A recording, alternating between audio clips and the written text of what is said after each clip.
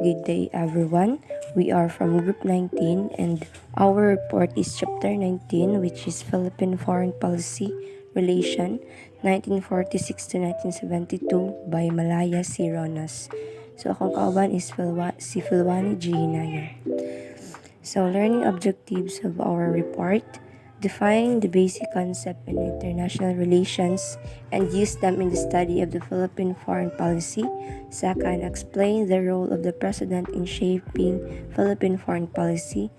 Third, discuss the impact of external geopolitical context on the direction of Philippine foreign policy. And last, describe the criticism about Philippine foreign policy during this period. So, chapter overview. This chapter covers 6 Philippine administration after World War II and before the proclamation of martial law on September 21, 1972, which are naay 6 kabuok President Dury. So, first is si Rojas, which 1946 to 1948, iyang term. Si Quirino, 1948 to 1953. Third, Magsaysay, 1953 to 1957. Garcia, 1957 to 1961. Macapagal, 1961 to 1965. And Marcos, na siya'y duha ka terms, 1965 to 1969 and 1969 to 1972. So all these administrations fell within the framework of the 1935 constitutions. The emphasis on the role of the president in foreign relations acknowledged the constitutional provision that vests the office with the power to formulate and conduct the country's foreign policy. So let's proceed to the first topic, which is Philippine foreign policy and relations. A discussion of Philippine foreign relation falls under the wide acknowledged subfield of political science called international relation. This subfield has been variously referred to as internal studies, international affairs, and international politics. So to understand Philippine relation during the post-war period, one has to understand the major perspective and basic concept of international relation. So naay tulo ka perspective and basic concept of international relation. So which are realism, imperialism, or pluralism. So what is realism? So realism, dominant perspective in describing and explaining World War II, and also it emphasized the drive for power as an essential factor in explaining state behavior. Second, imperialism. Perspectives seek to revise the distribution of power and its advocate challenges and dominant state. So third, pluralism, which focuses on interdependence and transnational relation among non-state actors and also broadens the appreciation of different in the international system. So next is the Cold War international environment. So this war period, 1945 to 1991, was essentially characterized by the protracted ideological rivalry between the two superpowers that emerged after World War II, which is the United States and the Union of Soviet Socialist Republic, or the USSR. So in this era of ideological conflict, the two superpowers aimed to strategically expanding their respective spheres of influence in the world. The US described its posture defensively in what is now widely referred to as the policy of containment. So the Cold War was not only meant political and military rivalry between the US and USSR, but also ideological economic competition. So the political leaders of the Philippines at that time chose to be on the side of United States. So the Philippines sided to the US. So which was perceived as the main benefactors in their common task of reconstruction and rehabilitation of the country. So the third topic is post-war dependence on the states.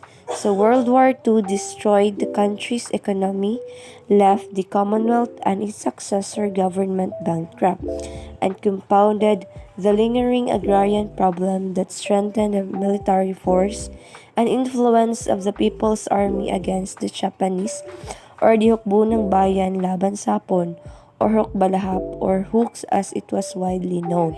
So with a devastated economy, the new Philippine state was not in a position to raise revenues from taxes.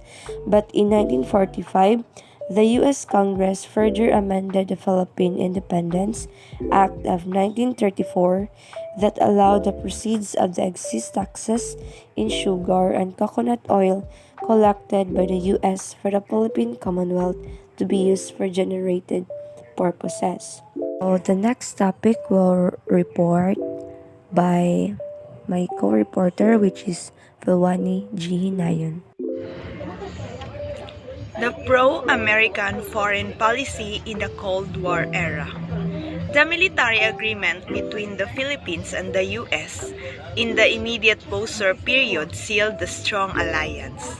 First is the Military Bases Agreement in 1947, was at the core of the Philippine-American Military Alliance, which U.S. intention to continue its military presence in the Asia as stimulated in the Philippine Independence Act of 1934.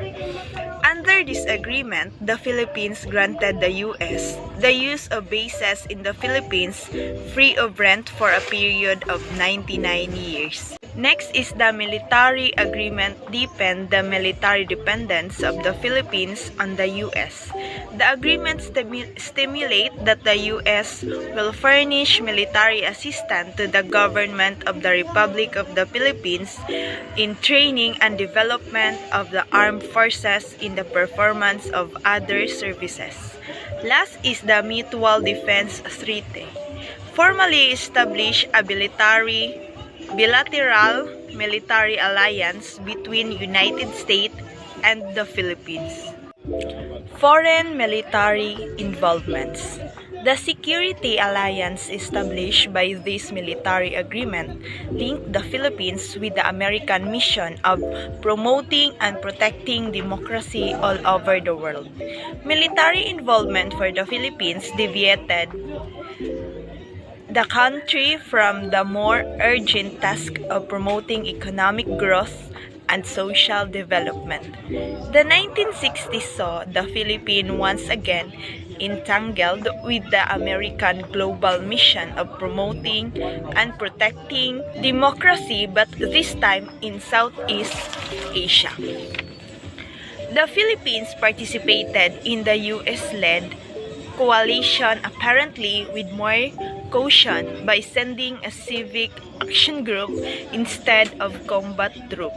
Its mission was to assist in the infrastructure and medical programs of the American war effort in Vietnam. Southeast Asia as a zone of peace, freedom, and neutrality. The American withdrawals from Vietnam in 1975 had a deep impact on countries in Southeast Asia. The founding member of ASEAN believed that their unity would ensure the region precision from external interference. ASEAN is averse to the idea of regional military alliance and unwilling to follow the Southeast Asia Collective Defense Treaty, or the SEATO. The ASEAN members declared that the group arms to attain regional peace and stability through economic and social cooperation. The idea of a neutral Southeast Asia that is free from the turbulence of the Cold War has been an inspiration of ASEAN since its creation. The declaration also acknowledged the existence of American bases in that territory, and its members such bases are deemed temporary. ASEAN had also noted the initiative of American and Latin American states in declaring their respective region as nuclear-free zones. Criticism of post-war Philippine foreign relations. The engagement of military contingent in Korea and Vietnam incorporated the Philippines in the global containment policy of the U.S. The free trade arrangement under the Philippine Trade Act of 1946 rendered Philippine trade practically abilitary but asymmetrical trade between the two countries. According to Claro M. Recto, a consistent critic of the American Learning Administration argued to be realist is to accept the fact that it is to serve her own self-interest and to safeguard her security as a nation and her position as a world leader, and only incidentally for our protection, that America has built up here impossibly military and diplomatic establishment in our country, and it is only the sense that the words of common defense. Thus, the Philippines get involved in this American military intervention in Southeast Asia, ostensibly without its consent. Meanwhile, the economic defense of the Philippines on the U.S. more firmly established American domination in the country.